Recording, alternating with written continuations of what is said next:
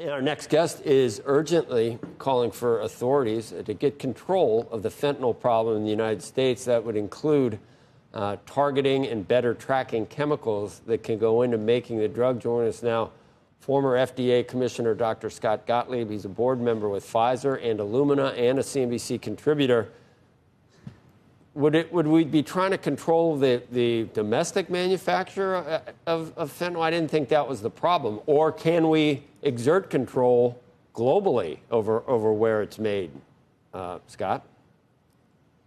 Yeah, this is about getting better control of what's going on in Mexico. So back in about 2019, we started to crack down on fentanyl manufacturing inside China. China took aggressive steps to start shutting down their local fentanyl manufacturers that were shipping finished pills into the United States. They scheduled all those products. They started to raid some of their facilities. What happened was a lot of the production then shifted into precursor chemicals that were produced in China and then shipped into Mexico. So the Mexican cartels now take these precursor chemicals, manufacture them into fentanyl, press them into pills, and then those pills get shipped into the United States across our land border.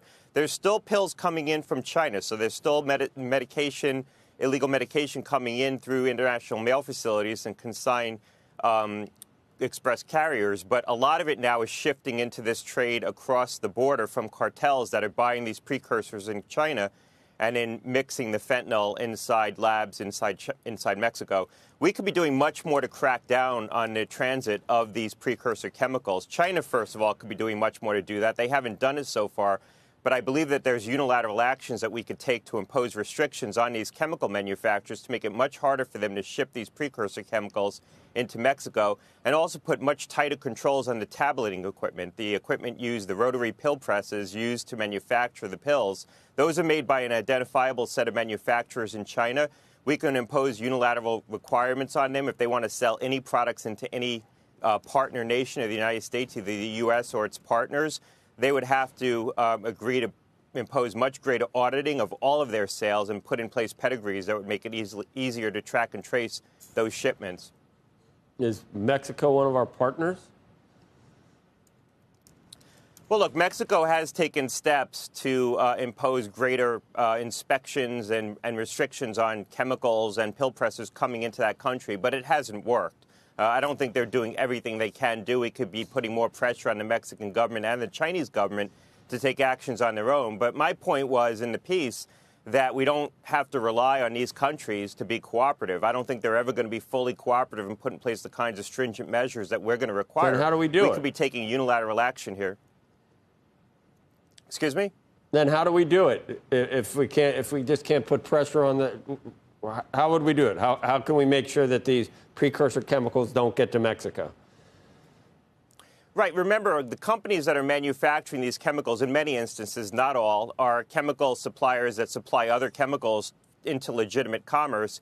And the people who make the rotary pill presses also sell those pill presses to legitimate drug manufacturing operations. We could just say, we could work with our partner nations and say, look, if you're going to sell into the U.S.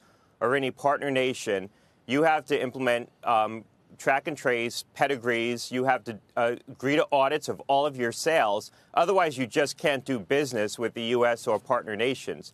So if we wanted to, we can impose one-way restrictions on these manufacturers that basically closes them off from doing commercial activity with any Western nation unless they submit to a much more stringent set of requirements on all of their sales. And I think that that would make it easier for us to separate the illegitimate from the legitimate transactions, because the legitimate transactions would now arrive into any country with a much more thorough pedigree on where they were made and where they're going.